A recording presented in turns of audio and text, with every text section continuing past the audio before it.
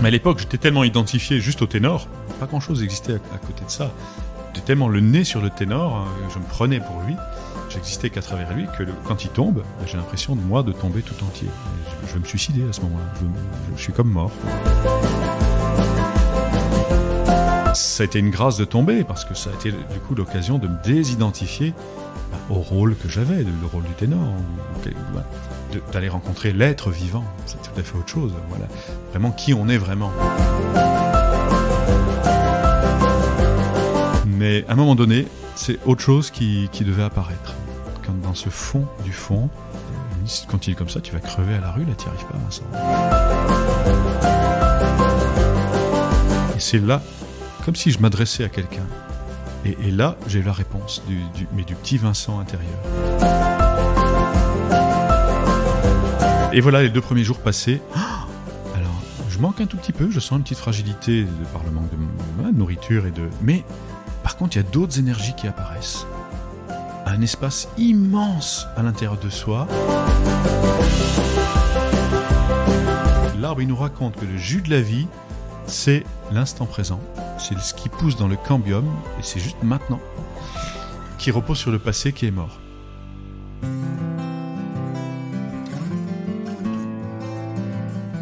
Nous naissons princesses et nous devenons guerrières. Fermez les yeux. Ça vous parle ?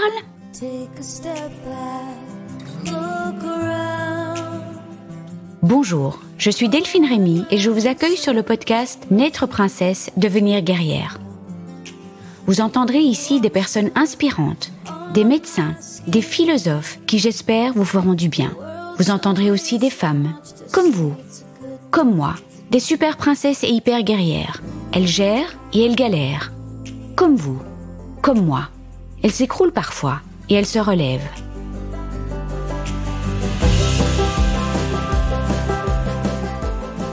Aujourd'hui, je vous offre un voyage dans des contrées lointaines, au Burundi, au Canada chez les Amérindiens, dans la cité interdite de Pékin, à la Villa Médicis à Rome, au Concertgebouw à Amsterdam, au sein des chœurs de Monte-Carlo, à Bâle, mais aussi dans les Vosges, en forêt, ou tout simplement près d'un arbre. Un arbre que vous aurez choisi dans une forêt ou dans un parc urbain, peu importe.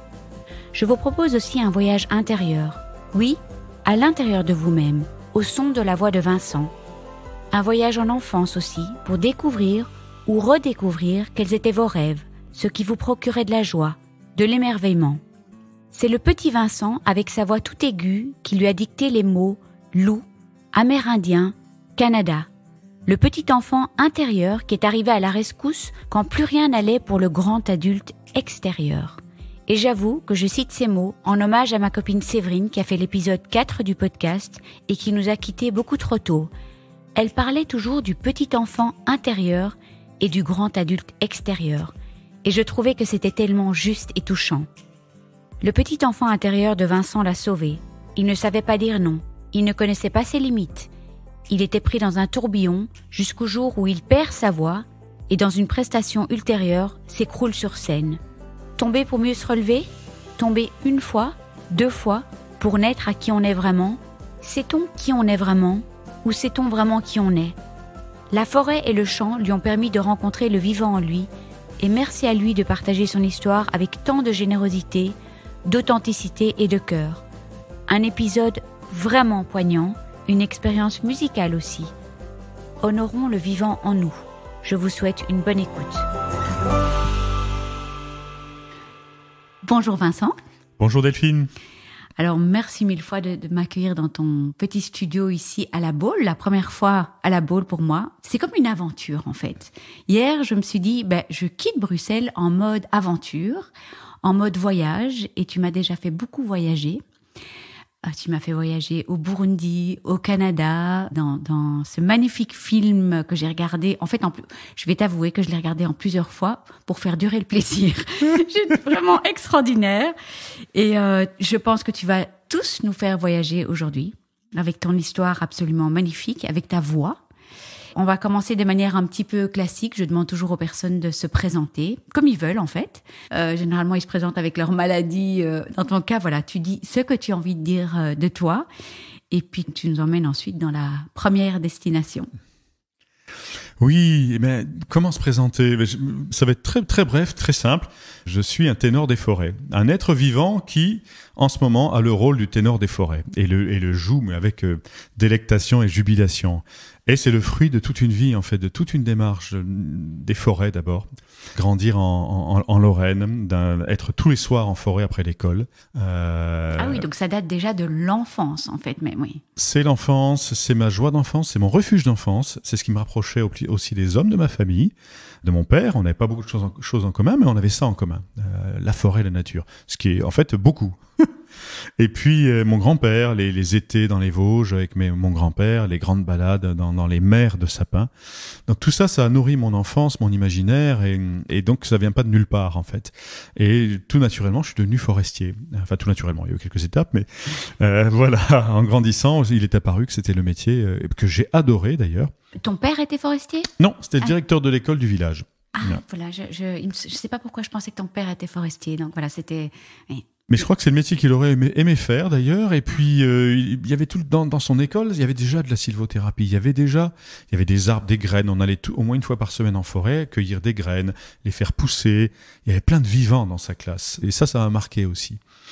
Et au milieu des vallées sidérurgiques, c'était aussi en même temps ça. Ça a toujours été un peu plein de choses à la fois. Et voilà, je deviens forestier. Ça a été nourri par mon enfance. Et c'est un métier où j'ai voyagé déjà. Il y a le voyage aussi dans ma vie qui est important. Donc, premier boulot en tant que forestier, c'est quand même dans le parc de la Gaspésie, au Canada, à m'occuper des bébés caribous du parc de la Gaspésie, d'essayer de trouver qui est le prédateur du bébé caribou. Donc ça, c'était un job absolument extraordinaire. Et ensuite... Tu vois, ça, je ne savais pas. Je découvre aujourd'hui. Il y a des surprises, c'est génial. Oui, ça, c'était bien avant le Burundi. Et voilà, oui. Déjà les premiers voyages dans le cadre de ton métier. Oui, j'ai 20 ans, je suis dans le BTS Forêt. C'est un échange avec le cégep de Rimouski, en Gaspésie. Et voilà, j'ai été choisi pour être l'étudiant qui va vivre 6 mois d'immersion en parc de Gaspésie. Puis aussi, je me suis occupé des cerfs de Virginie dans l'Estrie, près de Sherbrooke. Enfin voilà, 2 études passionnantes. Et c'était le début de ma vie de forestier au Canada. Et le Canada, voilà, je le fréquente depuis ce jour-là. Et puis, forestier, second job de forestier, c'est en Afrique. C'est au Burundi. Et 2 années exceptionnelles, j'en parlerai peut-être un peu plus tard. Hein, et puis voilà, je reviens d'Afrique. Je suis encore un peu forestier. Sauf que j'ai découvert que j'avais une voix au Burundi, à la chorale de Bujumbura. Oui, j'aimerais quand même que tu me parles un petit peu de ton voyage au Burundi, parce que c'est extraordinaire. Qu'est-ce qui s'est passé là exactement, en fait ? Donc tu partais en tant que forestier. Oui. Il y a eu quand même une sacrée révélation. Oui, alors forestier, c'était juste magnifique, un choc. Le premier mois, je pensais que j'allais pas survivre au Burundi. C'était un choc culturel. Je suis très jeune dans ma tête. Il y a plein de bêtes spéciales et mortelles partout. C'était en quelle année en fait ? Parce que je suis en train de réfléchir par rapport au génocide. C'est en 90. Ah oui, c'est ça, donc 3-4 ans 3-4 ans avant. Oui, voilà. c'est ça. Et c'était un pays florissant à ce moment-là. C'était une démocratie en cours. Je te coupe là, j'y suis allée cette année-là. J'ai fait tout un voyage Rwanda-Burundi aussi. T'étais au Burundi en 90 ? Oui, exactement. T'es voir les gorilles. Et oui, 3 ans avant. Et t'es passé à Bujumbura aussi, du coup, alors On est passé à Bujumbura. Oui, c'est pour ça que ton histoire m'a aussi... on en parlera un petit peu, le film qui a été fait, parce que je retrouvais des ambiances... On en reparlera, parce que j'aimerais bien que tu nous parles de ces enfants avec qui t'as été chanté dans la forêt. Mais voilà, désolé pour les auditeurs, on vous fait balader déjà. Mais, on est entre nous, là.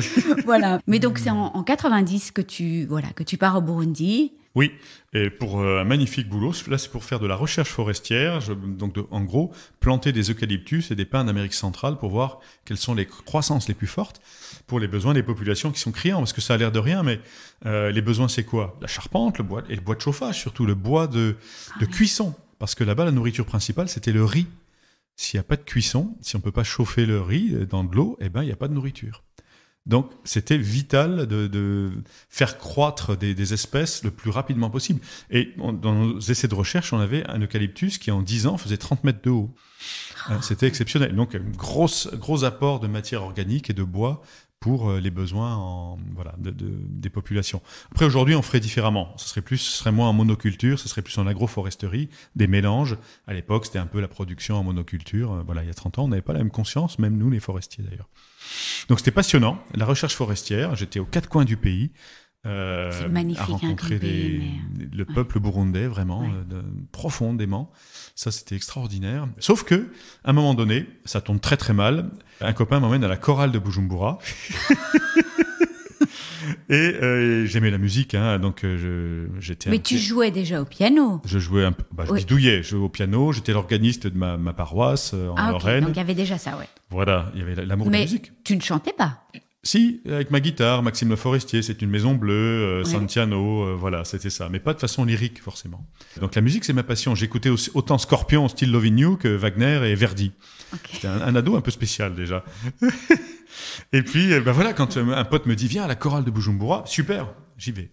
Et là, le chef de chœur, Pierre Poupard, m'auditionne, m'écoute, et il me dit, Vincent, tu fais ce que tu veux avec ça, mais t'as un potentiel de voix, de vraie voix d'opéra lyrique professionnelle. Bon, voilà. L'année passe, c'est l'année Mozart, 91, et puis... Qu'est-ce que tu fais avec ça? Tu te poses des questions Ouais, je me gratte la tête, oui. Ah oui, tu te dis, je suis forestier, est-ce que je vais devenir un ténor Mais donc tu prends beaucoup de plaisir. Je prends beaucoup de plaisir à chanter, mais je sens que le côté soliste me plaît aussi. Je suis un grand solitaire. Ça, c'est très clair aussi dans ma vie. Ça s'est confirmé par la suite.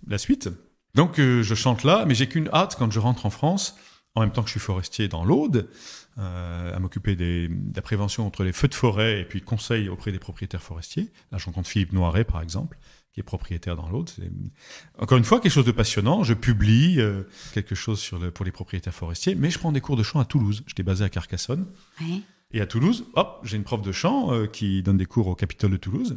Et ça se confirme, j'ai une voix de ténor. Et là, 2 ans plus tard, je me gratte encore la tête. Je me dis, qu'est-ce que je fais avec ça? C'est pas possible. Et puis mon père me dit, mais t'es fou, le chant, c'est pas un métier, c'est pas une vie stable. Et forestier, j'avais une carrière. Bon, j'étais technicien supérieur, je pouvais devenir ingénieur, j'avais une carrière toute tracée. Pour mon père, c'était magnifique. Et pour moi aussi, d'ailleurs. Sauf que, voilà, à un moment donné, j'ai encore une hésitation. Ça, je le raconte pas souvent. Après ces 2 ans à Carcassonne, je suis pris en poste à Mayotte, comme forestier. Et je vais à Mayotte. Ils ont mis 6 mois à trouver un candidat, comme je fais le Burundi, voilà. Pour l'outre-mer, j'ai les qualités pour ça. J'arrive à Mayotte en me disant, je prends un piano, je vais chanter tout seul. Sauf qu'arrivé à Mayotte, mais je me sentais mal, et comme celui qui prend pas le bon chemin. Ah, c'est dingue. Et en plus, les eaux et forêts m'avaient laissé dans ma maison de fonction, et il pleuvait de partout dans la maison, dont sur le lit. Et en retournant le lit, j'ai un scolopendre comme ça qui grouille sous le lit, qui est énorme, qui fait. Alors je le montre là, ça fait 35 cm, 40 cm. Oui. C'est pas marseillais. Et puis il grouillait, etc. Donc j'ai dormi en fœtus dans le seul fauteuil qui était sec pendant 2 nuits. Et là, j'ai décidé, j'avais mis des posters des Vosges, etc. Je me raccrochais à mes racines. T'étais hyper malheureux. J'étais, mais mal comme rarement dans ma vie. Il y a eu d'autres moments après. Mais... oui. On va en parler d'ailleurs. C'est des moments clés. C'est des moments où on fait des choix, des moments qui nous secouent. Mais donc, peut-être tu as senti que tu avais fait un mauvais choix? Là, si je voulais chanter, c'était le mauvais choix. Après, j'étais trop vieux, même pour faire des concours internationaux, etc. C'était trop tard. Chanter? Pour chanter, bien sûr. La limite d'âge, c'est 30 ans. Je commençais à avoir déjà 26, 27. Donc, il faut 10 ans normalement pour forger une voix. Et donc, au conservatoire, etc. Donc, si je restais à Mayotte, je ne chantais pas. Donc, c'était là, aujourd'hui, maintenant, qu'il fallait changer, quoi. C'est ça. Et je suis resté 3 jours à Mayotte. Ils m'en voulu. Je pense qu'ils m'en veulent encore, les eaux et forêts là-bas. Un jour, j'y retournerai. Enfin, quand ils ont vu ce que tu as fait après, c'est quand même extraordinaire. Je pense que le monde forestier s'en fout complètement. Et je les ai mis quand je leur ai dit je pars, puisque j'ai dit ma grand-mère est morte, faut que je rentre. N'importe quoi. Ça m'a coûté une fortune, parce que j'ai dû faire rapatrier mes malles, etc. Bon, le piano numérique que j'avais. Bref, ça me coûte une fortune. Ils me disent tu nous mets dans la merde, parce qu'on a mis 6 mois à trouver un candidat, on a besoin vraiment de quelqu'un, etc. Mais j'ai pas le choix, c'est vital déjà pour moi. Je rentre en France. Et t'es libéré, j'imagine, oui. Voilà, et là, je décide d'arrêter le métier de forestier et de partir au conservatoire. D'abord à Montpellier, puis à Nice. Et ça, c'était un risque quand même, parce que tu savais pas... C'était quand même un solide risque, non? Mais parce oui, c'était n'importe encore quoi. Faut-il... écoute, comme quoi, hein. C'est quand on a une intuition très très forte comme ça. Ça devait passer par ça. À un moment donné, la vie nous montre, non, vraiment, c'est pas ce chemin-là. En tout cas, ça aurait été ce chemin-là, peut-être que c'était une autre vie, mais j'aurais regretté toute ma vie, je pense, de ne pas avoir tenté la vie de ténor. Ça, c'est clair. Alors, te voilà au conservatoire. Et puis? Conservatoire de Nice, avec le meilleur prof de chant de l'époque, parce que c'était le prof de Nathalie Dessay, de tous les Franck Ferrari, les grands chanteurs, les Français lyriques en carrière. Isabelle Cabatou, compatriote belge, qui a fait une immense carrière, qui a chanté au Met. Voilà, elle venait prendre des cours chez Jean-Pierre Blivet. Donc voilà, il m'accepte dans sa classe de chant à Nice. Et c'est des années absolument extraordinaires. C'est ma vie qui s'ouvre, sous plein d'aspects d'ailleurs, même personnellement. Beaucoup de choses qui étaient bloquées jusque-là s'ouvrent. Puis la voix. J'ai l'impression que, oui, c'est ça, on a envie de faire comme ça avec les mains, ça s'ouvre. Oui. Comme quand on chante, il y a tout qui s'ouvre, quoi. La cage s'ouvre. La cage s'ouvre, voilà, exactement. Tu dis, Oui, c'est la bonne formule. C'est vraiment extraordinaire. Et là, tu prends énormément de plaisir. Et c'est combien d'années? C'est 3 ans le conservatoire? C'est 3 fois 3 ans normalement. Ouf. Et moi, je fais ça en 3 ans. Je fais à chaque fois 1 an. Je saute tous les cycles pour avoir l'âge pour être dans l'âge de faire les concours internationaux. Donc ça va trop vite quelque part. Il faut faire ça en accéléré. Oui, mais donc tu sais, ta voix était extraordinaire et tu étais vraiment appelé à faire ça, quoi. J'étais appelé avec ça, mais je n'étais pas complètement prêt au bout de ces 3 ans. Ah, ça a été trop vite. Ça a été un poil trop vite pour assumer après la vie de ténor en carrière. Alors, il y a encore quelques étapes. J'ai mon prix de conservatoire. Je rentre tout de suite dans les chœurs de l'Opéra de Monte-Carlo. J'avais fait de la figuration pour découvrir ce que c'est que la scène. Je ne connaissais pas ce monde-là du tout. Et puis, je chante dans les couloirs de l'Opéra de Monte-Carlo et le chef de chœur et le directeur passent par là. Mais toi, t'es figurant, t'es qui? Mais viens auditionner, on a besoin d'un ténor dans le chœur, tac, et ça se fait comme ça. J'auditionne, et donc voilà, ils savaient pas que j'étais chanteur a priori, et puis sauf qu'ils l'entendent par hasard quand je vais voir les choristes, je leur demande alors c'est quoi la vie de chanteur, etc. C'est fou cette histoire. Donc là aussi, pareil, auditionne pour nous, j'auditionne, je chante l'air de Aïda, qui est hyper difficile, c'est beaucoup trop tôt. Je craque un peu l'aigu à la fin, mais ils me disent ça fait rien, ta voix, c'est parfait pour le chœur. On y va, on t'engage. Et me voilà parti dans les chœurs de l'Opéra Monte-Carlo. C'était ça que je voulais, en fait, à l'origine. J'avais atteint l'objectif. Oui. Tout ce qui est venu après a été bonus. Je reste 2 ans dans les chœurs de l'Opéra Monte-Carlo. J'apprends le métier. Je chante avec Placido Domingo, Ruggero Raimondi, les grands chanteurs de l'époque, Katia Ricciarelli, les grands chanteurs italiens, notamment. J'apprends italien aussi, parce que toutes les mises en scène, tout ça se fait en italien. La plupart. Italien, et puis allemand aussi. Alors ça, c'est venu après. Oui. Mais c'est ça. Donc 2 ans à Monte-Carlo, mais je fais des concours en parallèle. Je suis pris en finale pour l'Opéra Studio de la Scala de Milan. Alors, je suis pas pris. On n'était plus que de ténors, ils ont pris d'autres. Et je rentre au Genevois du Rhin, l'Opéra Studio de l'Opéra National du Rhin. Là, retour en Alsace, sur les terres de ma mère, à Strasbourg. Et donc là, encore apprentissage pendant 1 an. On est un peu entre deux. Et pendant ce temps-là, je fais des concours internationaux. Et puis, au bout de ce processus, je gagne un prix à Vienne et à Deutschlandsberg, pas loin de Graz. Donc j'ai 2 agents en Autriche qui me donnent leur carte et je rentre dans leur agence.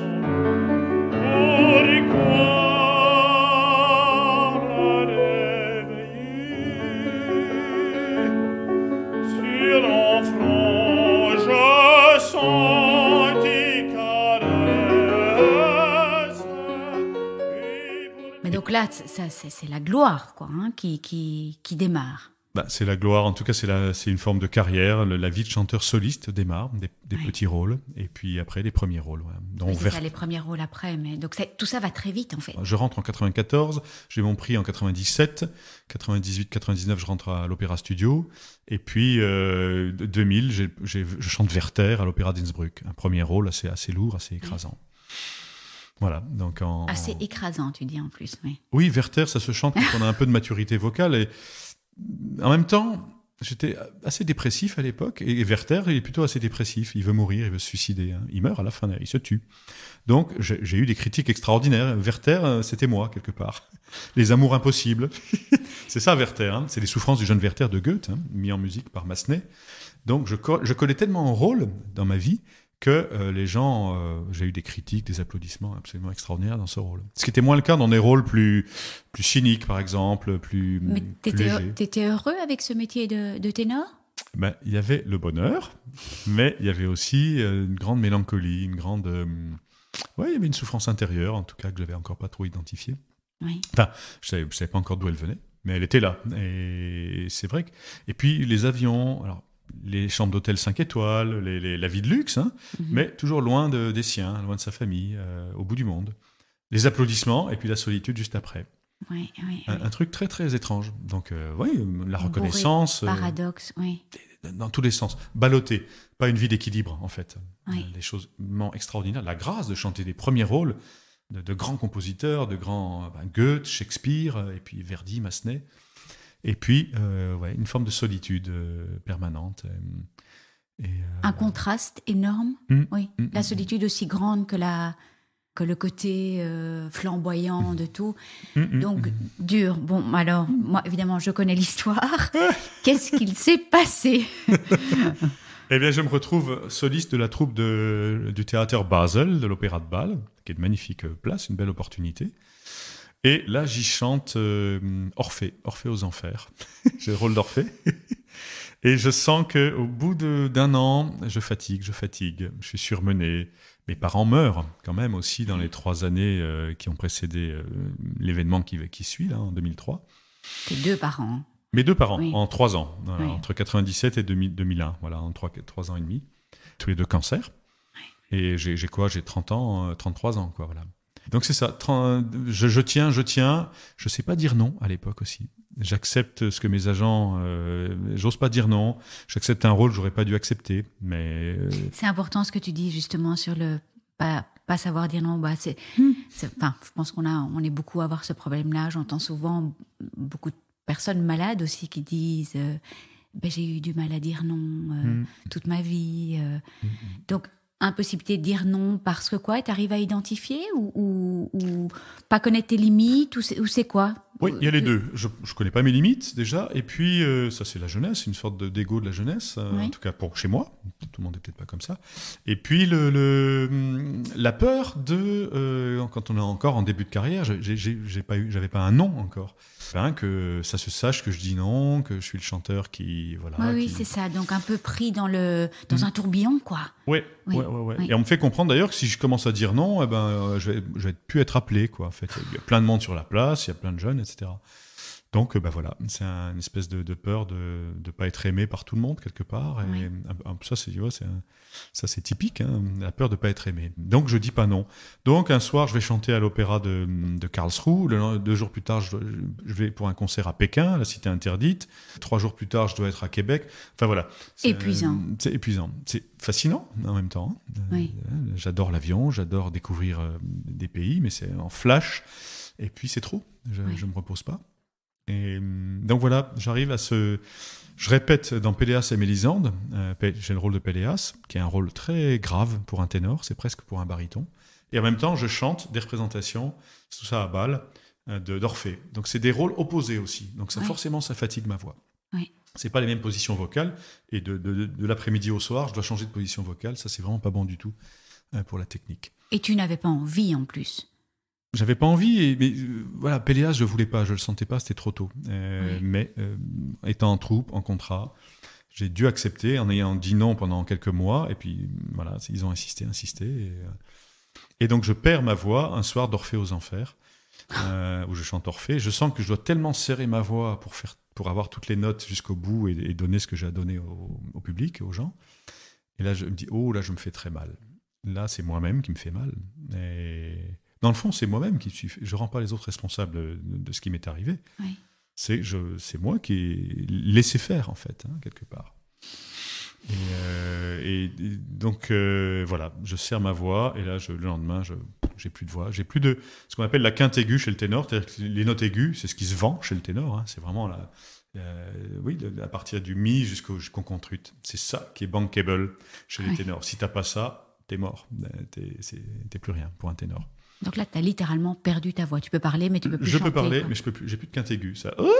Ça part en voix de tête. Je peux plus la tenir. Mon larynx, il dit, là, mon gars, tu vas arrêter les conneries. Tu vas vraiment me respecter maintenant. Voilà. En gros, c'est mon larynx. Donc ça, c'est ton larynx, j'adore. Tu as parlé, le message du larynx. Et donc, catastrophique quand même, en quelque sorte. Oui. Mais à l'époque, j'étais tellement identifié juste au ténor. Pas grand-chose existait à côté de ça. J'étais tellement le nez sur le ténor, je me prenais pour lui, j'existais qu'à travers lui, que quand il tombe, j'ai l'impression de tomber tout entier. Et je veux me suicider à ce moment-là, je suis comme mort. Ouais. Et ça a été une grâce de tomber, parce que ça a été du coup l'occasion de me désidentifier au rôle que j'avais, le rôle du ténor. d'aller rencontrer l'être vivant. C'est tout à fait autre chose. Voilà, vraiment qui on est vraiment. C'était le début de ce processus-là. Oui, mais à un prix quand même difficile à payer, quoi, parce qu'il y a eu quand même une chute vertigineuse. Oui. Oui, à partir du moment où je perds ma voix, je la retrouve assez vite. En un mois de rééducation, elle est là. Mais donc, là, tu décides d'arrêter l'opéra? Non, j'essaye d'honorer les contrats que j'avais. J'avais un contrat à Innsbruck, à nouveau, Berlioz, Béatrice et Bénédicte, le rôle de Bénédicte. J'y vais et je tombe sur scène, en plein spectacle. En fait, je suis cassé. Ma voix est là, mais j'avais autre chose à aller rencontrer à l'intérieur de moi. Mon Dieu, et là, c'était donc 2004, je reprends, voilà, je perds ma voix 2003. 2004, j'essaie d'honorer des contrats. 2005 aussi, mais ça marche moyen. Mais t'as tous des messages, en fait. Ouais. Plein de messages, quoi. Jusqu'au jour où tu peux plus faire abstraction. C'est ça. Où là, 2005, j'arrête. Et puis ça chute jusqu'en 2006. Je me retrouve avec les minima sociaux, en fait. Je passe de ténor international en 2 ans, qui gagne bien sa vie, qui flamboie. J'ai tout dépensé, mon argent, l'héritage de mes parents, etc., à essayer de maintenir le ténor. J'allais voir à $1000 les 20 minutes la phoniatre de Pavarotti à New York. Donc j'allais exprès pour ça me coûtait 2000 € à chaque fois. Donc j'ai dépensé tout mon fric pour essayer de maintenir le ténor comme une marionnette. Et en fait, voilà, j'ai tout dépensé et j'arrive, minima sociaux, et quasiment plus d'argent. Et ça fait se retrouver à la rue, les restos du cœur, etc. Et c'est à ce moment-là... C'est fou, il y avait quelque chose qui m'avait marqué, en fait, dans une de tes interviews, de dire « Je peux ressentir comment quelqu'un arrive à la rue, en fait. » Oui. Vraiment, cette dégringolade, tu étais pas très loin. C'était pas loin. Et puis on est cassé. À ce moment-là, on n'a pas les moyens de se relever. Parce que j'avais pourtant encore des amis, j'avais encore ma sœur, etc. Mais on s'isole soi-même quelque part aussi. Bien sûr. J'ai vu à quel point je m'isolais moi-même. Dépression profonde, tu dirais? Oui. C'est ça. Oui. Et pourtant, j'allais voir encore un psy, je faisais de l'hypnose, je travaillais là-dessus, j'essayais de tous les côtés. D'ailleurs, c'est ça qui a fait que je dépense beaucoup d'argent. Mais à un moment donné, c'est autre chose qui devait apparaître. Oui. Quand dans ce fond du fond, je me dis, si tu continues comme ça, tu vas crever à la rue, là, tu n'y arrives pas, Vincent. Et c'est là, comme si je m'adressais à quelqu'un. Et là, j'ai eu la réponse mais du petit Vincent intérieur, du Vincent qui a la voix fluette, le petit garçon qui n'a pas mué, qui dit « Mais souviens-toi de mes rêves, tu les as oubliés. Forêt, loup, amérindien, Canada. » Et j'entends vraiment sa petite voix, là, du Vincent. Il y avait encore une petite partie, toi qui étais vivant pour entendre cette petite voix quand même. Est-ce que quelqu'un t'a aidé à écouter cette petite voix ou ça a surgi vraiment, au moment du désespoir. C'est de la survie, quoi. Oui, ça a surgi vraiment quand je me suis adressé à moi-même, dit Vincent, si tu continues, tu crèves dans la rue. Et c'est là que la réponse est venue. Mais je ne l'ai pas prémédité, vraiment. Et cette petite voix, dès que j'entends cette voix avec loup, forêt, amérindien, Canada, je sens ma cage qui s'ouvre. Ça faisait 2 ans qu'elle était fermée. Et je sens que je respire à nouveau, quoi. Beaucoup plus amplement. Et là, je tape ça dans Google, les mots-clés, comme une bouteille à la mer. Ouais. Loup, forêt, amérindien, Canada. Et là, le premier truc qui apparaît au sommet de la page, venez vous ressourcer au site culturel amérindien de Son-Antoine. C'est à 3/4 d'heure au nord de Québec. Voilà. Pays que tu connaissais déjà, en plus. Je suis allé plein de fois, ouais. Et là, tu te dis, j'y vais. Et là, avec il me restait 1 500 €. J'appelle tout de suite le chef indien, Régent Sioui. Il me dit, c'est possible de venir là dans 3 semaines, voilà, par exemple. Il me dit oui. Et c'est quoi? En fait, c'est des retraites. Si on a envie d'aller, c'est quoi? Tous des gens qui sont un peu perdus, qui ont envie de. Oui. C'est quoi? C'est quoi comme type de. C'est ça. En fait, c'est un chef amérindien qui s'est réapproprié, qui est Huron, Wendat Huron. Oui. Huron, c'est l'appellation que les Français ont donnée à ce peuple, mais à l'origine, c'est Wendat. Okay. Donc on dit Wendat Huron maintenant. Et la réserve Wendake est tellement petite qu'il s'est acheté une montagne. C'est extraordinaire. Il s'est réapproprié du territoire. Il existe toujours? Alors, je sais pas. C'était il y a 16 ans, donc maintenant il a 70 ans. Je l'ai revu en décembre. Ah, tu l'as revu déjà? Ouais, on s'est revu plein de fois, mais là on s'est revu il y a 1 an, exactement. Et il pense à transmettre maintenant. Il a plus de 70 ans et c'est beaucoup d'entretien. Mais c'est ça, en tout cas, je prends contact avec lui et pensant rester 1 semaine. Et en fait, je suis resté 4 mois.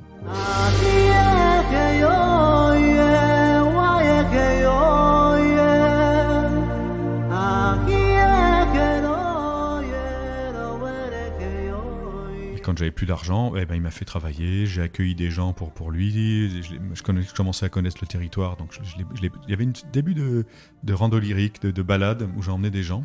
Et puis j'ai monté les tipis avec lui, j'ai monté et ça a été 4 mois de moments initiatiques complets et d'immersion en forêt. Voilà. Et tu as repris vie presque, ou ouais, tu te sentais de nouveau vivant. Mais à peine j'arrive, il est venu me chercher à la gare de bus de Québec. Non, à l'hôtel. J'étais monté à un hôtel et puis il est venu me chercher à l'hôtel. Il faisait moins 15, c'était en février. Il y avait 1 mètre de neige dans la ville de Québec. Et il arrive il a des bottes pleines de poils. Voilà, il tape les pieds avant d'entrer dans l'hôtel. Et puis, sans trop dire de mots, Vincent, ouais. Et me voilà dans sa voiture et on monte vers son territoire.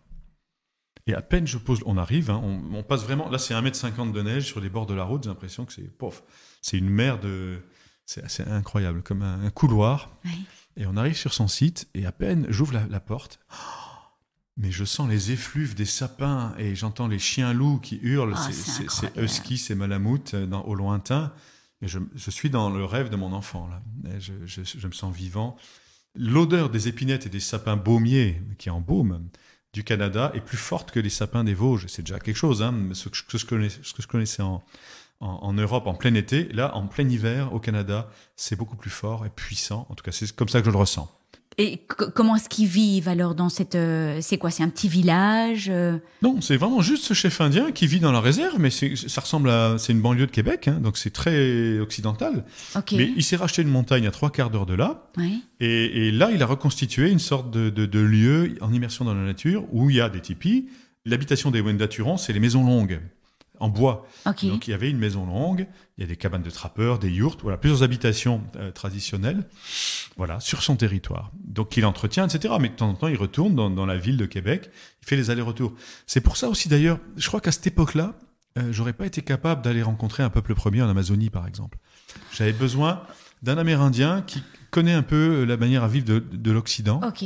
Sinon, ça aurait été peut-être trop. C'était trop abrupt, oui, voilà. Oui. Maintenant, j'aimerais beaucoup aller plus loin et rencontrer des peuples premiers. Mais tu étais quand même encore assez déprimé à cette époque-là, où tu sentais là que cette vie reprenait en toi? C'était les deux, c'était le mélange des deux. Oui, voilà. oui. J'avais encore un grand chemin vis-à-vis de ce que j'avais rencontré au fond de moi aussi.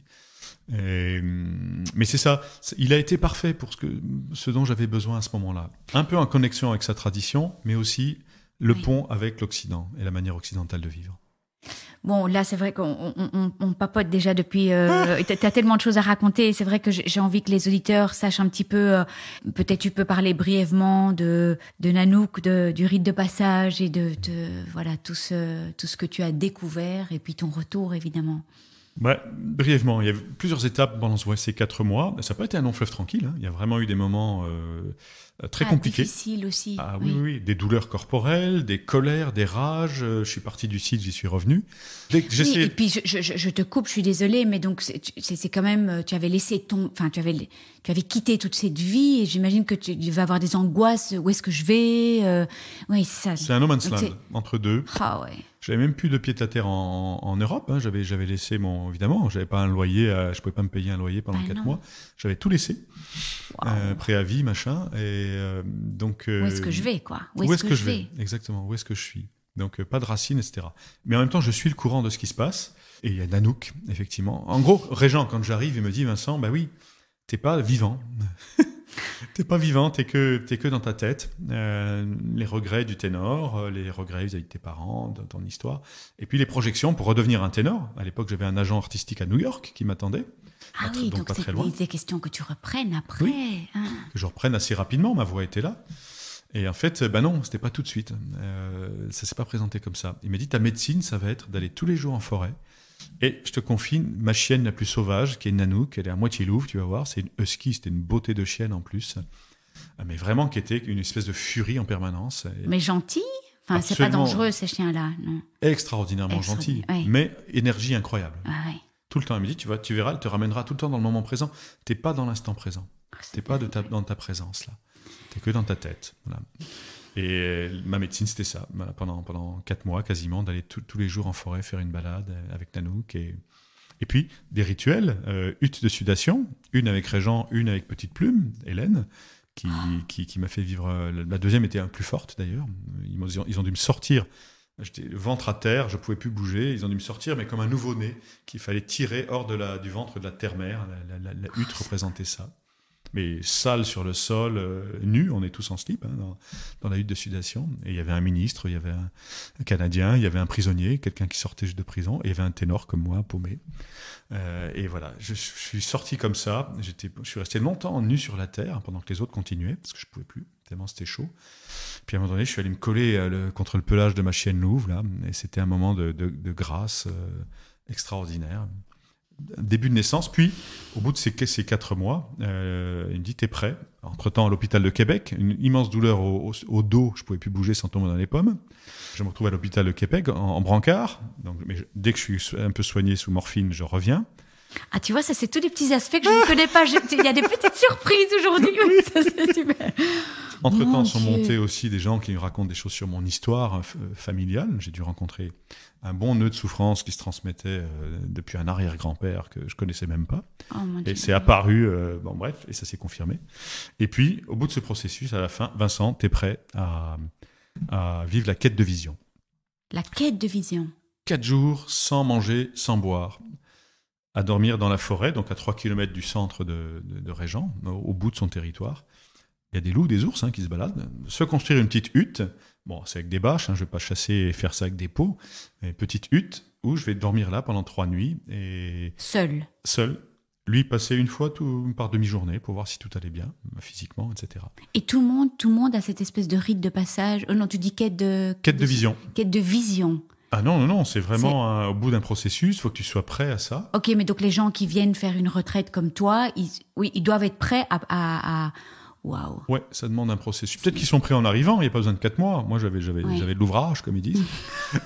Puis de temps en temps, je voyais passer d'autres personnes, parce que voilà, ils savaient que à cet endroit-là, il y avait le mec qui faisait la quête de vision, donc je voyais arriver. Quête de vision, c'est magnifique comme terme. Oui. Ah oui, c'est magnifique. Puis c'était le moment fondateur de tout ce que je partage aujourd'hui, en fait. Oui. C'est-à-dire, les 2 premiers jours, c'était les jours des peurs. Je m'étais gavé la veille, ce qu'il ne faut pas faire avec un jeûne, évidemment, avant un jeûne.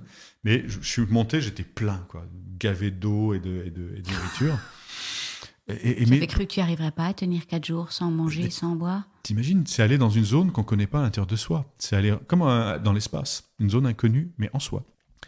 Mais je soufflais sur mon feu, c'était au mois de juin, il fallait faire un feu pour être tout le temps dans la fumée, parce que sinon les moustiques, c'est infernal au mois de juin au Canada. Tu connais peut-être. Oui. C'est maringouin, les frappes à bord, là, c'est pas de bon sens. Et donc, il faut être tout le temps dans la boucane. Entretenir un feu, c'est ton obsession. Et les 2 premiers jours, je soufflais sur le feu, paf, j'avais la tête qui tournait, je tombais limite dans les pommes. C'était les jours des peurs, la peur de manquer. Passer une nuit... Intéressant ce que tu dis, la peur de manquer. C'était juste des peurs, ni plus ni moins. Ouais. La première nuit, j'avais le visage, parce que je dors sur des sapins. Et la peur des animaux et tout ça aussi? Plein de peurs ou des peurs à l'intérieur de... Plus les peurs de ce voyage intérieur, de ne pas être capable d'aller jusqu'au bout. La peur de manquer. Une des plus grandes peurs de l'humanité. C'est reptilien, cette histoire-là, la peur de manquer. Et ça, ça me faisait tourner la tête, quoi. Les loups, les ours, non, j'étais en confiance, là. D'autant plus que quand tu fais ta quête vision, tu te fais des petits ballotins de 4 couleurs que tu remplis de tabac, les 4 couleurs qui représentent les 4 peuples de la Terre, rouge, blanc, noir, jaune, et tu te fais ta zone de pouvoir. Tu te la fais aussi grande que tu as envie, et là, il ne peut rien t'arriver dans cette zone. Donc, tu es cerné par tes petits ballotins. Puis au milieu, il y a la petite hutte que je m'étais construite. C'est très ritualisé, tu vois. Et ça se prépare les jours avant, etc. Et voilà, les 2 premiers jours passés. Alors, je manque un tout petit peu. Je sens une petite fragilité par le manque de nourriture Mais, par contre, il y a d'autres énergies qui apparaissent. Un espace immense à l'intérieur de soi. Et le vivant, se sentir pulser. Mais quand tu bouges le moindre doigt, tu sens tout jusqu'à la moelle de tes os. Tu sens tes liquides, tu sens le cœur qui bat dans toutes tes cellules, tu te sens respirer, tu te sens dans tes appuis, dans un état de présence absolue. J'ai l'impression que tu renais là, à ce moment-là. Mais là, tu nais à toi-même. Tu nais, oui. À qui tu es vraiment. Et je naissais à qui j'étais vraiment. Donc, une fois que toutes les peurs étaient parties, les 2 premiers jours, et qu'est-ce que tu faisais toute la journée, en fait? Eh bien, écoute, un voyage à l'intérieur. C'était l'entretien du feu. Oui. C'était se promener, j'étais pieds nus, c'était aller chercher du bois en permanence. J'avais pris quelques bouquins et en fait, j'en ai pas ouvert un seul. C'est il y a vraiment tellement de choses. du pur instant présent, quoi. Du pur instant présent. Et plus tu avances dans ce processus de 4 jours, plus c'est facile. Plus tu regardes un papillon pendant 1 heure. Et tu regardes tout ce qui se passe. Et il se passe toujours... Il y a une grenouille. Un écureuil, au fil des jours, il se rapprochait. Et à un moment donné, il était à 50 cm de moi. Il venait régulièrement la journée. Le matin, tu te réveilles, tu as la symphonie des oiseaux, mais tu l'écoutes vraiment. Et tu es en harmonie avec la lumière du jour et de la nuit. Tu dors quand le jour tombe, ou la nuit tombe, c'est pareil en fait. Oui. Et le matin, tu te réveilles avec la lumière et les oiseaux. Et tu reviens avec les rythmes du vivant, biologique, de ce qui se passe. Et il se passe tellement de choses en fait. On passe tout le temps à côté, nous. T'aurais quand pu, on est dans le tourbillon de notre vie. rester encore quelques jours, quoi. C'est incroyable. Ah, mais là, c'est une espèce d'état de présence à la vie, à l'extérieur et à l'intérieur de soi. Tu penses que tu n'avais jamais eu cet état de présence ? En tout cas, pas toutes les dernières années, j'imagine, pris dans ce tourbillon. Si, ça arrivait, mais par hasard. Quand tu chantais, peut-être. Quand oui. je chantais, Oui. ou quand j'étais enfant. Oui. Juste la joie d'être avec c'était mes êtres de la forêt de Moyeuvre, là où je suis né. Oui, quand on est enfant, il y a des moments où on est juste présent, quand on joue, quand à ce qu'on fait. Alors, peut-être moins maintenant avec les écrans, les machins, hein, on est moins avec le vivant. Mais à l'époque, il n'y avait pas d'écran, il n'y avait pas tout ça, quand j'étais enfant. Donc, c'était la forêt, c'était la nature, c'était les sens. Donc, c'était retrouver aussi l'enfant intérieur que j'avais un peu oublié.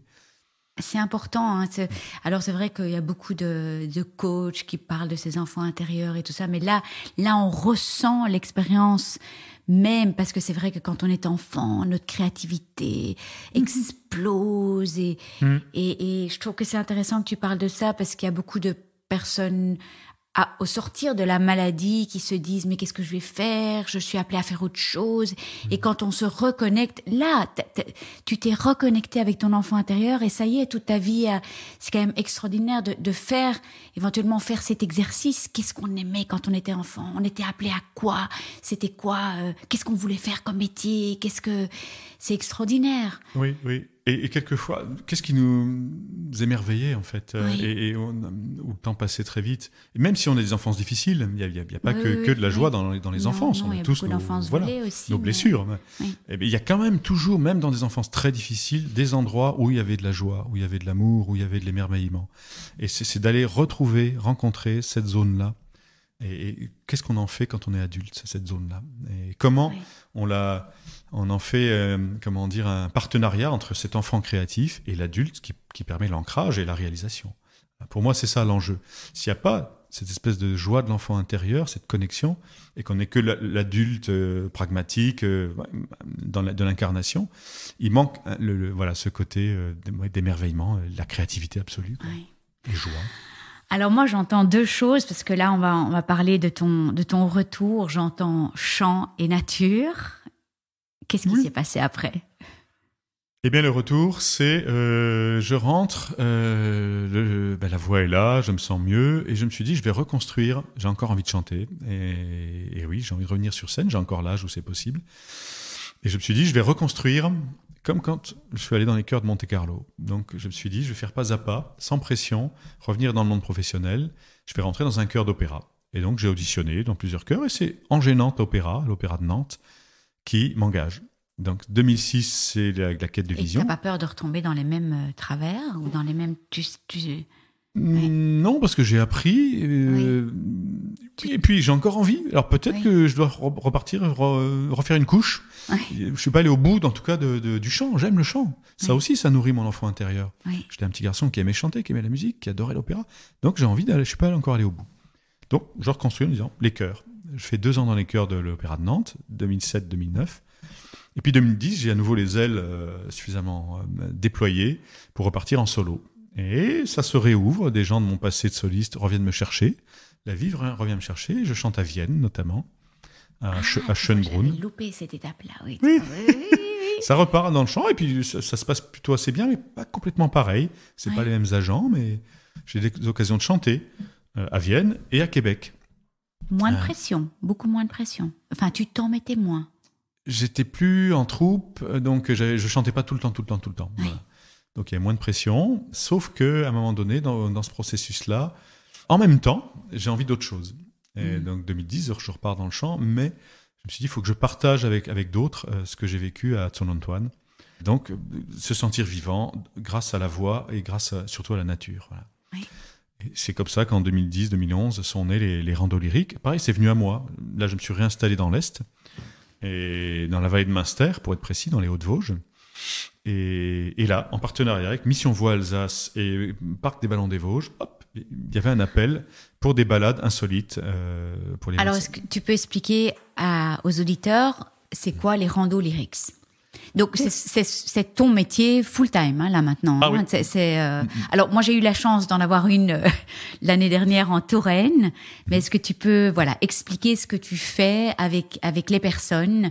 Et puis, on va parler de sylvothérapie, on va parler de reconnexion à la nature. Enfin, voilà. Est-ce que tu peux... Tu commences où tu veux. Oui, Voilà. bah oui, ça commence là. Alors c'est full-time, mais c'est plus une globalité. C'est maintenant, il n'y a plus juste un métier full-time, un identifiant. Il y a ça, j'écris depuis aussi ce temps-là, des livres. Ah oui. Ça s'est bien ouvert, c'est une grosse partie de mon temps. Et je rechante sur scène, il n'y a pas longtemps. J'ai chanté en soliste à l'Opéra de Nantes, sur une soirée sur le thème des arbres. J'avais 3 airs de soliste à chanter. J'ai eu un bonheur immense à revenir, mais je t'en parlerai. Donc il y a tout ça à la fois. C'est plus juste, allez, je vais à fond dans quelque chose. Mais ça nourrit tout ce que tu aimes, en fait. Oui. Tout ça va ensemble, en fait. Ouais. C'est un même partage, dans le fond. Mais oui, les randos lyriques naissent dans le parc des Ballons des Vosges. Et ça commence là, dans le vignoble ensuite, pareil, à flanc de forêt des Vosges, en Allemagne, sur le volcan du Kaiserstuhl. Ça grandit, c'est juste en 3 heures, on va ensemble avec des groupes de 15, 20, 25 personnes. C'est d'abord faire de la sylvothérapie, rencontrer les arbres, en conscience, respirer avec eux, s'ancrer. Et puis. Mais donc voilà. Donc, enfin, moi, j'ai vécu l'expérience. Donc, on se balade avec toi. Ce que j'ai adoré aussi, c'est que tu nous expliques un petit peu. J'ai envie de dire le caractère des arbres, en fait. Oui. J'ai jamais vu les choses comme ça, mais je les vois différemment. Donc, le caractère du chêne, le caractère. Bon, après, je sais que le Douglas, ça c'est vraiment ton arbre. Mais j'ai trouvé ça passionnant, quoi. Donc se reconnecter aux arbres. Oui, oui, c'est ça. Mais ça, c'est mon côté forestier. Il y a un côté très ancré, la botanique des arbres, comment ils vivent, comment ils survivent, comment certains sont résilients et d'autres pas, malgré ceux qui sont pas résilients ont d'autres qualités, etc. Quelles sont les qualités de chacun des arbres? Et là, c'est botanique, c'est leur génétique, etc. Je peux parce que là, j'ai justement envie de te poser une question là, parce que j'entends des arbres qui sont résilients et d'autres qui ne le sont pas. Oui. Alors pour moi, c'est marrant, je me disais toujours un arbre, c'est vraiment le symbole de la résilience en fait. Et souvent, je me dis, quand je vois des énormes chênes, je me dis, mais qu'est-ce qu'ils ont connu? Des générations et des générations, des guerres. Il y a des arbres qui sont pas résilients? Si, t'as raison, ils sont tous résilients. Mais pour donner un exemple très concret, oui. Si certains arbres, tu les abats complètement, ils sont comme morts, il reste plus que la souche. Certains ont la faculté de repartir et de faire des rejets et d'avoir une deuxième vie extraordinaire. C'est vraiment la résilience à l'état pur. Ça, quoi. C'est résilience quand t'es comme mort. Voilà. Oui. Ça, c'est l'arbre à aller rencontrer. Le châtaignier, par exemple, c'est un champion extraordinaire pour ça. Il y en a d'autres. Hein. Tu le coupes et puis il va quand même... Il va faire des rejets. Ça repart de là où il y a le vivant, dans le cambium de l'arbre. Et il va faire 15 tiges, 20 tiges, avec une croissance plus forte que le tronc d'origine. Attends, tu m'expliques juste, donc si par exemple tu coupes un tronc, oui. Qu'est-ce qui est encore vivant ? Alors dans la souche, dans la souche, on voit toutes les... On voit les cernes, oui. hein, voilà, c'est comme ça qu'on peut compter l'âge de l'arbre. Mais sauf ce qui pulse dans l'arbre et qui est vivant, c'est juste le cerne de l'année. Ce qui est en train de croître dans le tronc, c'est ce qu'on appelle le cambium. C'est à l'extrémité alors. C'est juste sous l'écorce. Oui. Qui repose sur les cernes des années précédentes, mais qui sont tous morts. Ah. C'est-à-dire que en plus, l'arbre, ça c'est marrant que tu me poses cette question, pour moi c'est le grand secret des arbres. Ça. L'arbre, il nous raconte que le jus de la vie, c'est l'instant présent, c'est ce qui pousse dans le cambium, et c'est juste maintenant, qui repose sur le passé qui est mort. Et c'est dans la matière de l'arbre que c'est une sagesse bouddhiste, amérindienne, je rencontre ça en Afrique, etc. Le jus de la vie, c'est l'instant présent, la présence de l'instant. Et ben l'arbre, il n'est que ça, il fonctionne comme ça. Si on va vers l'intérieur, au-delà du cambium, hein, ce jus de l'instant, t'as une petite couche qui s'appelle l'aubier, c'est du cambium en train de mourir, en train de devenir du bois. Et le bois, c'est le duramen, c'est 95% de l'arbre, et c'est mort. C'est les cernes des années précédentes. Et l'écorce, c'est pareil, c'est mort. C'est un tissu mort. Oui, donc c'est vraiment cette dernière couche... Ce cambium, qui veut dire changement, en plus impermanence quelque part, c'est le jus de la vie et c'est dans l'instant présent. Voilà ce que l'arbre nous raconte dans sa constitution. Ça, c'est juste magnifique. Et donc, de ce cambium naissent des bourgeons, quand le châtaignier est abattu, par exemple, et il va avoir une vie différente. Il ne sera plus jamais le tronc d'origine monolithique, mais il va avoir 15... il va dans la pluralité, la diversité, et avec une croissance presque 2 fois plus forte que le tronc d'origine. C'est une deuxième vie avec une deuxième jeunesse. Voilà l'arbre à les rencontrer quand on vit. Moi, le ténor qui est tombé, c'est un beau tronc qui est tombé. Tant que je m'accrochais juste au tronc du ténor, ça ramait. Quand j'ai un peu lâché, que c'était juste un de mes rejets, il y a eu les livres, les conférences, les randos lyriques, etc. J'adore. Il y a 4-5 rejets. Voilà, tac. Voilà, le châtaignier. Ce serait une magnifique conclusion de podcast, mais on n'a pas fini. Écoute, c'est extraordinaire. Alors, est-ce que tu peux nous parler un petit peu, voilà, le temps passe, ça fait 48 minutes, c'est passionnant. Est-ce que tu peux nous parler un petit peu de sylvothérapie? Je sais que tu as accompagné des personnes. Oui, alors juste avant de passer à ça, donc toi, les gens se baladent dans la forêt avec toi, tu leur apprends énormément de choses sur les arbres, et puis on chante. Oui. On chante, je dis. Moi aussi, j'ai même chanté. J'ai cru que je ne chanterais pas. Et puis après, tu chantes des airs d'opéra et tout ça. Mais j'aimerais que tu nous parles de sylvothérapie et de ton mot que j'ai appris de toi, de sylvothérapie. Oui. Les bienfaits de la sylvothérapie, ce qui se passe au Japon, ce qui se passe de plus en plus partout, en fait. Alors, vraiment en résumé, pour être bref, les bienfaits des arbres, pour moi, c'est des boosters en présence de l'instant. Comme je viens de le dire, ce sont des êtres de pure présence. C'est comme quand on rencontre un sage, quelqu'un qui est une personne, sœur Emmanuel, comme quand je l'ai rencontré. Voilà, elle n'est que présence, elle n'est qu'écoute et lumière vis-à-vis de l'être que j'étais. Mais les arbres, pour moi, c'est un petit peu ça. Ils nous boostent vers notre présence. Il y a cet aspect-là. Et il y a l'aspect chimique, scientifique. Les Japonais l'ont prouvé, les Américains, les Australiens aussi, ils ont fait des études là-dessus. Rien que le fait de se balader en forêt, on inhale des substances volatiles que les arbres s'échangent entre eux. Et qui s'appellent comment? Alors, on a appelé ça les phytoncides et les terpènes. Oui. Ok. Donc là, c'est vraiment scientifique, on respire ça. C'est concret, on inhale, on respire des substances, des molécules volatiles. Voilà, ils se racontent des trucs, on ne sait pas trop quoi d'ailleurs. Ils se racontent des trucs, mais nous, au moins, quand on respire ça, en inhalant ça, on stimule notre immunité, on augmente notre hormone du bonheur, la sérotonine, l'hormone du sommeil, la mélatonine. C'est anti-stress, ça ralentit le rythme cardiaque. Ça, c'est des effets prouvés scientifiquement. Il faut aller 3 heures par jour, pendant 5 jours, pour que les effets soient bénéfiques. Voilà. Mais si on y va toutes les semaines, etc. On a déjà des bons effets, quoi. Exactement, ouais. Donc ça, c'est prouvé scientifiquement. Et qu'est-ce que tu conseilles, par exemple, à des personnes qui vivent dans des grandes villes? Parce que c'est pas toujours évident de trouver des arbres. Non, c'est vrai, mais il y a toujours des parcs. Oui. Alors c'est sûr que ça n'a pas la puissance d'une grande forêt canadienne ou même les Vosges, etc. Mais il y a des arbres, souvent des anciens, des arbres merveilleux en termes de présence. D'aller vers ceux qui nous attirent, vers lesquels on est attiré, et puis de se poser et de voir ce qui se passe, même dans un parc urbain. Et donc mettre la main sur l'arbre, vraiment sentir cette énergie. Oui, c'est ça. Première chose pour se sentir vivant avec la forêt, c'est la sensorialité. Oui. Respirer, toucher, goûter une aiguille de sapin, de Douglas. Goûter, toucher les écorces, elles n'ont pas la même température d'un arbre à l'autre. Juste des choses très, très concrètes. Voilà, les 5 sens. Et là, c'est vraiment de sortir de son mental, quoi, et d'arriver vraiment dans les 5 sens. Oui, les 5 sens, ils sont vraiment tous éveillés en forêt. Ouais. Oui, on redevient un peu animal, quelque part. Oui. Et c'est pas sortir de son mental, c'est accorder son mental à sa sensorialité, au vivant en soi. Pour moi, à un moment donné, j'ai croisé des gens qui me disaient le mental, il faut le rejeter, l'ego, etc. Mais non, c'est une partie de soi. On ne va pas rejeter une partie de soi. On va aimer inconditionnellement toutes nos parties, même celles qu'on ne voudrait pas voir ni entendre, et même nos parts d'ombre, et l'ego et le mental, qui ont leur fonction. Et de les prendre aussi dans nos bras, mais de l'endroit, de l'espace infini de la présence vivante, pour moi. Et là, ça change tout. On accorde, on se rassemble, on ne rejette plus rien de soi, et là, ça pulse dans notre vie à ce moment-là. Vincent, je sais que tu accompagnes aussi des personnes qui sont malades ou qui sont après un cancer, ou je sais même en fin de vie, tu m'avais dit, tu as travaillé avec un médecin. Est-ce que tu emmènes ces personnes en forêt?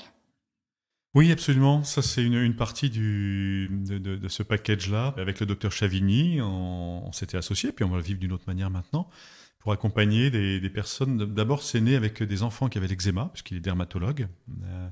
Il a écrit beaucoup de bouquins, d'ailleurs, justement. Il est vraiment passionnant. Donc, du CHU de Nantes. Voilà. Et donc, c'est ça, on s'est rencontrés pendant 2 jours en immersion avec des enfants atteints d'eczéma. Puis il a remarqué que ces enfants, au bout des 2 jours, 2 sur 3 avaient beaucoup moins de crises de grattage, des choses comme.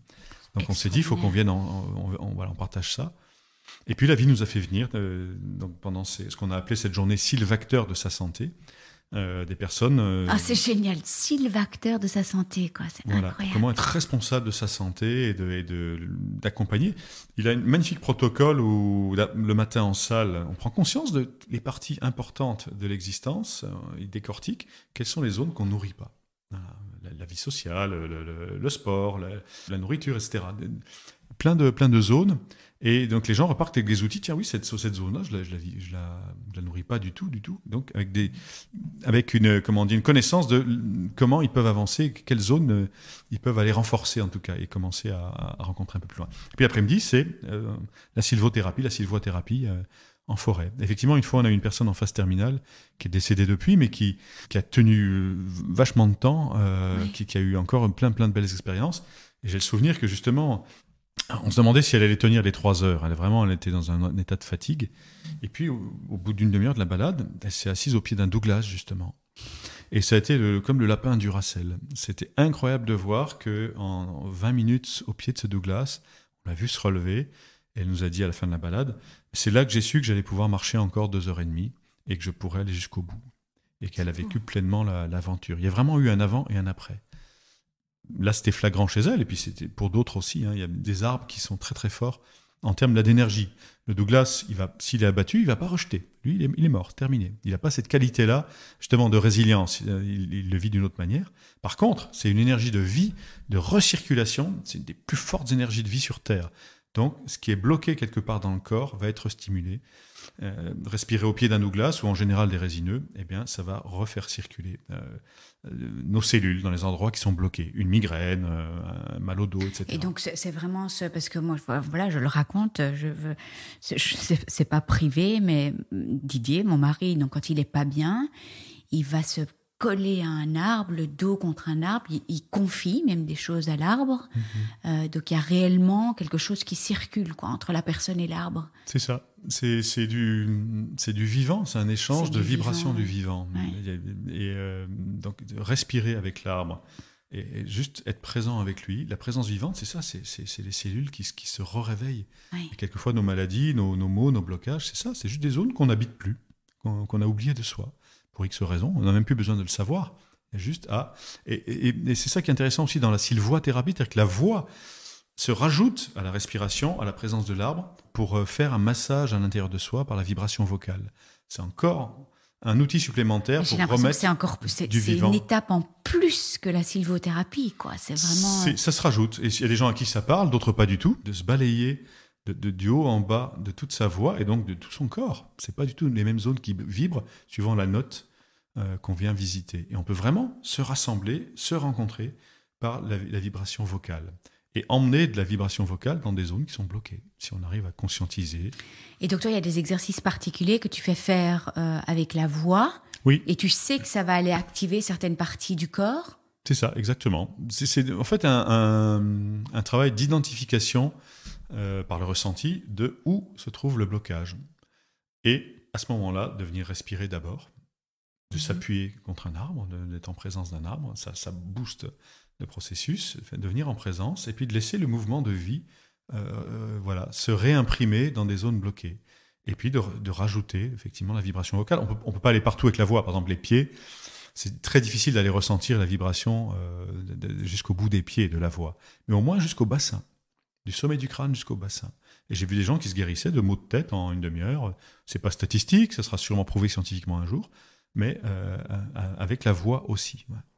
Et donc des sons aigus, des sons graves, des exercices, parce que c'est vrai que la voix, on peut vraiment la ressentir, en fait, du sommet de la tête au bassin. Jusqu'au bassin, voilà. On peut, oui. Très clairement, je fais prendre conscience, par exemple, sur un exercice, je propose avec un tout petit son contre son arbre, de venir faire juste un son très grave et d'aller observer avec la main qu'est-ce que ça fait vibrer en soi. Toi, tu l'as ici au-dessus ou tu l'as dans le ventre? C'est vraiment dans la cage thoracique. Quand dans la cage. Je propose souvent de mettre une Ça main... vibre partout. Même un tout petit son. Essayez de faire le plus petit son possible. Et la vibration est aussi puissante que sur un son très puissant, en fait. Ouais. Et après de balayer, si je m'arrête ici, je suis au niveau de la joue. Et ça a quitté la vibration thoracique. Après, on reste aussi longtemps que nécessaire. Quand je vais dans la voie de tête, il n'y a plus rien qui vibre dans la joue ni dans la cage. C'est vraiment des vibrations très imperceptibles qui montent jusqu'au sommet du crâne. Mais au moins, on vient rencontrer par ces tout petites vibrations le sommet du crâne. Et on redescend et on essaie de ressentir où passe la vibration, en fait. Donc c'est un vrai voyage par la vibration sonore. Encore un voyage, Vincent, Oui. encore un voyage. Et est-ce que, en fonction des problématiques des gens, tu leur conseilles plus... Alors, je vais te demander, en fait, le chant, qu'est-ce que ça a comme bienfait niveau physiologique? Enfin, moi, je trouve ça extraordinaire, en fait. Quand on va pas bien, on allume la musique et on se met à chanter. Je pense que tout le monde va bien après ça. Mais il y a des c'est prouvé, non? Que c'est... Oui, en fait, c'est une rencontre avec soi. Oui. C'est une rencontre en profondeur, même dans le non-verbal. Il y a les mots souvent dans le chant, mais il y a aussi la vibration. Donc on se rencontre avec sa vibration la plus profonde et son être qui vibre. Et ça nous touche au plus profond. Et puis c'est la rencontre des vibrations, les nôtres, avec celles des autres. C'est absolument extraordinaire pour ça. Et donc c'est le vivant qui vibre en nous. Et c'est le mystère de ces fréquences, au-delà du verbal. C'est juste extraordinaire. Après, quand c'est bloqué, c'est un baromètre. Quand la voix est bloquée, il y a des gens qui viennent qui n'arrivent pas à chanter, qui n'arrivent pas à s'ouvrir à cette intimité-là, surtout devant les autres, qui sont bloqués depuis qu'ils ont 6 ans et quelqu'un leur a dit « tu chantes faux ». C'est arrivé qu'une personne qui a 60 ans s'est débloquée, a osé chanter dans une rando lyrique, c'était en Allemagne, alors qu'elle chantait plus depuis 54 ans. Donc là, c'était la rencontre avec l'enfant intérieur. Et là, alors il chantait juste faux, ça se cherchait, mais on s'en foutait. C'était tout d'un coup, il osait s'ouvrir, etc. Ben écoute, l'expérience qu'on a eue il y a 1 an, je me suis dit, il y en a qui n'oseront peut-être pas, ou moi j'oserais pas, et finalement tout le monde a participé à l'expérience et on a vraiment ressenti. Si je te demandais de chanter un petit quelque chose là maintenant, qu'est-ce que tu aurais envie de chanter? J'ai pas fait ma voix, donc je veux bien, je vais y aller en douceur. Oui, justement, quelque chose de doux. Le chant que je chante souvent après que chacun soit seul avec son arbre. Il y a un moment privilégié où chacun va à la rencontre de l'arbre vers lequel il est attiré. Ça, c'est dans chaque rando lyrique. Ça dure entre 5, 10 minutes, 20 minutes, une demi-heure. Et là, je propose de me rejoindre quand je chante ce morceau-là.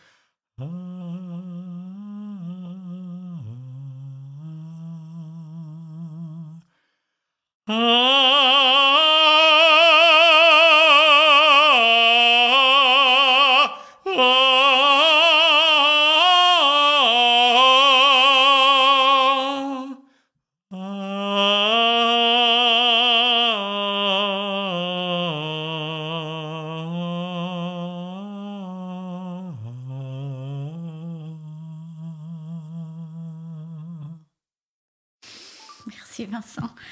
Ça vibre dans... Je me souviens très très bien. Cette partie-là, on avait tous notre arbre. Oh, merci Vincent. Merci à toi.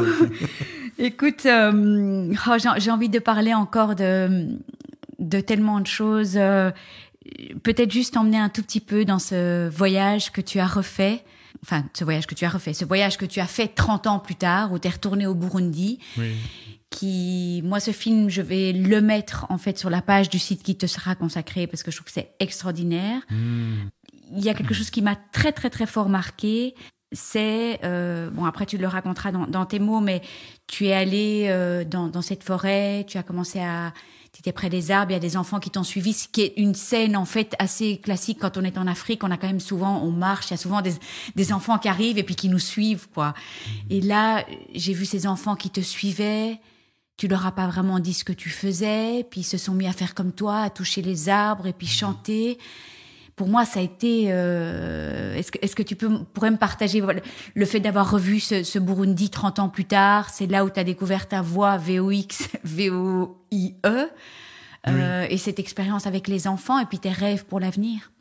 Oui, c'était un cadeau d'y retourner. La vie, pareil, m'a appelé. Le hasard, mon chef de projet de l'époque, qui revient 30 ans après, qui connaît le directeur de l'Institut français, qui a envie de m'inviter avec Olivier Depardel, le réalisateur.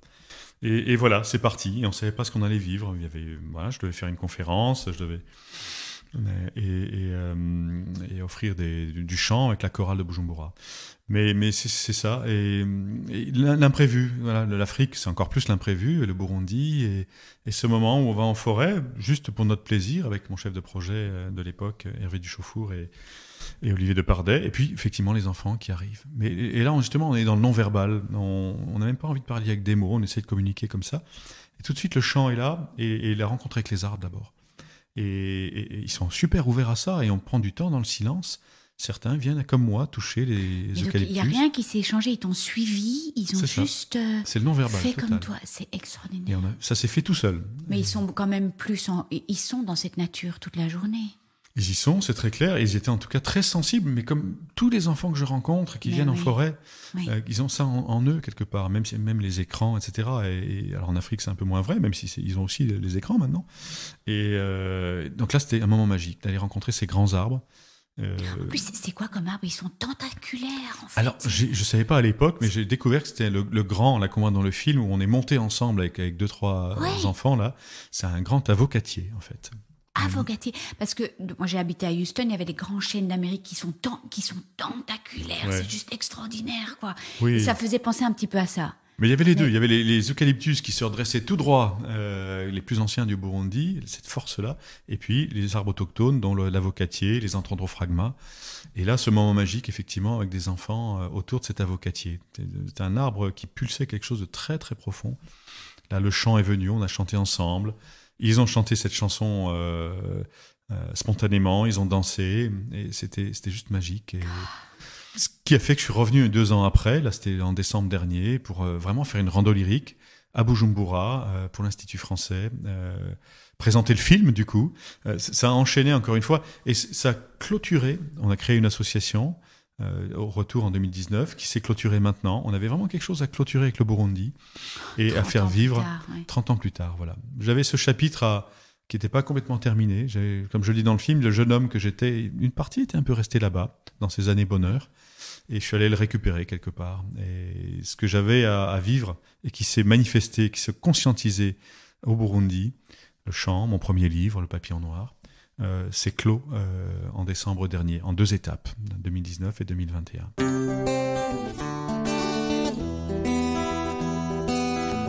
Gahugu gatoyi, gahugu kaniniya, warapfunywe ntiwapfuye, waragowe ntiwagoka, gahugu gatoyi, gahugu kaniniya. Une feuille et un stylo apaisent mes délires d'insomniaque, loin dans mon exil, petit pays d'Afrique des Grands Lacs. Et là, je suis dans une nouvelle étape.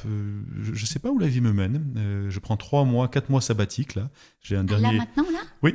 J'ai une dernière prestation APM à Limoges dans 2 jours. Et après, j'ai refusé tout contrat jusqu'à mi-mars, la convention APM là, à Nantes. Et je m'accorde ce temps. J'ai besoin d'écrire. Je vais aller à Vancouver rencontrer les Douglas d'origine, là d'où ils viennent. Et je veux rencontrer les Amérindiens de là-haut, la spécialiste aussi universitaire des Douglas. Voilà, ça, j'ai envie de m'offrir tout ça pour mieux vivre la suite et partager ensuite au printemps. Voilà. Merci Vincent. Je pense que je sais pas si tu as envie d'ajouter encore quelque chose pour conclure ce podcast, mais en fait, on n'a pas arrêté de faire des conclusions. Tu vois, c'est un peu comme des conclusions, mais c'est le bouquet final, tu vois. Il y a eu des bouquets finaux tout le temps, mais est-ce que tu auras envie de dire encore quelque chose? Peut-être aux personnes touchées par la maladie, enfin, ou voilà, enfin comme tu veux en fait. Mais à tous, ceux qui sont touchés par la maladie, ceux qui le sont pas, mais qui sont peut-être absents d'eux-mêmes, justement, dans cette société d'écran, etc., de mental qui tourbillonne en Occident, ben juste de revenir, de prendre du temps avec le vivant en soi, en rencontrant le vivant des forêts, aller voir les arbres, même un tout petit peu.